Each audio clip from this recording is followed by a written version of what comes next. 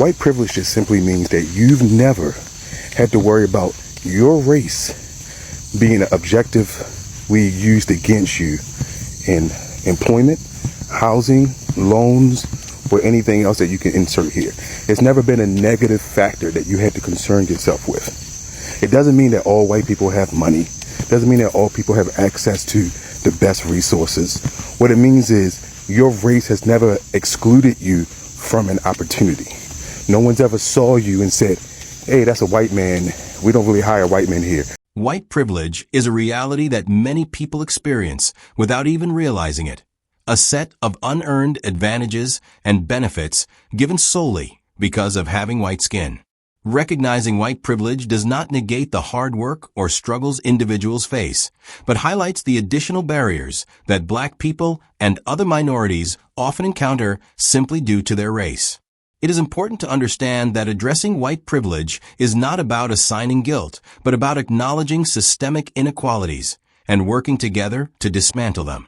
For Black communities, recognizing white privilege can be empowering because it brings attention to the deep-rooted disparities that affect access to education, employment, justice, and healthcare. You go to any job, any company, and look at the company profile.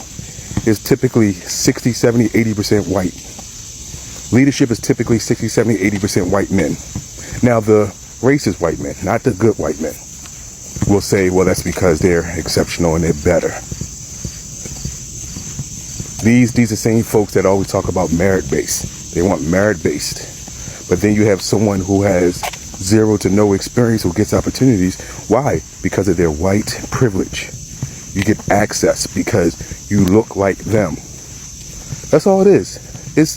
It's not something to be so defensive about and ready to fight and stand up for yourself. Acknowledging that certain privileges and access to resources exist for different groups of people does not diminish who you are.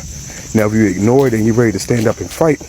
True progress requires that everyone, especially those who benefit unconsciously from these privileges, join in creating fair and equitable opportunities. Ultimately, by embracing an honest conversation about white privilege, we can foster greater empathy, solidarity, and meaningful change. This helps build a society where racial identity no longer determines one's chances or treatment, allowing all people, especially Black individuals, to thrive with dignity, respect, and justice.